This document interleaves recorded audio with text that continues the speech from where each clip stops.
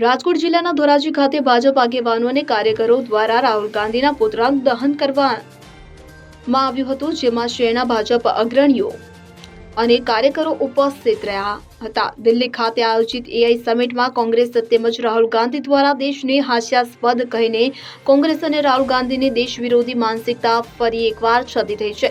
ત્યારે આ નિવેદનને પગલે દેશમાં ભારે રોષ ફેલાયો છે। ઠેર ઠેર કોંગ્રેસ અને રાહુલ ગાંધીનો વિરોધ કરવામાં આવી રહ્યો છે, જે અંતર્ગત ધોરાજીમાં આવેલ ગાંધીજીના સ્ટેચ્યુ નજીક આઝાદ ચોક અને 3 દરવાજા પાસે શહેર ભાજપ આગેવાનો અને કાર્યકરો દ્વારા રાહુલ ગાંધીના પુતળા દહનનો કાર્યક્રમ યોજી કોંગ્રેસ અને રાહુલ ગાંધીના નિવેદન પર રોષ વ્યક્ત કરાવતો પુતળા દહન કાર્યક્રમ દરમિયાન રાહુલ ગાંધી વિરુદ્ધના નારા પણ લગાવ્યા હતા અને રાહુલ ગાંધી ઉપર યોગ્ય પગલાં લેવામાં આવે તેવી ભાજપના આગેવાનો દ્વારા માંગ કરવામાં આવી હતી।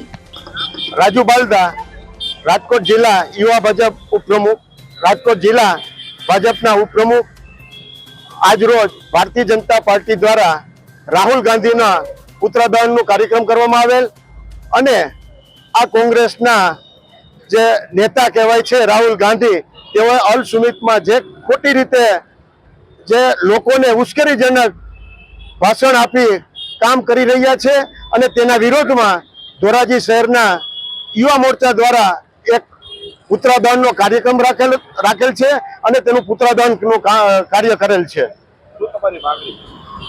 આવા ઉશ્કેરણીજનક કોંગ્રેસના નેતા દ્વારા ભાષણો અપાય અને લોકોને ઉશ્કેરે છે, તેના માટે આવા લોકોની સામે કડકમાં કડક કાર્યવાહી કરી અને તેને સજા કરવામાં આવે।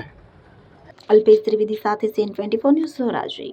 હવે જુઓ દેશ દુનિયાની તમામ ખબરો તમારી આંગળીના ટેરવે। ઉઠાવો મોબાઈલ અને Google Play Store પરથી ડાઉનલોડ કરો અમારી CN24 ન્યૂઝ મોબાઈલ એપ।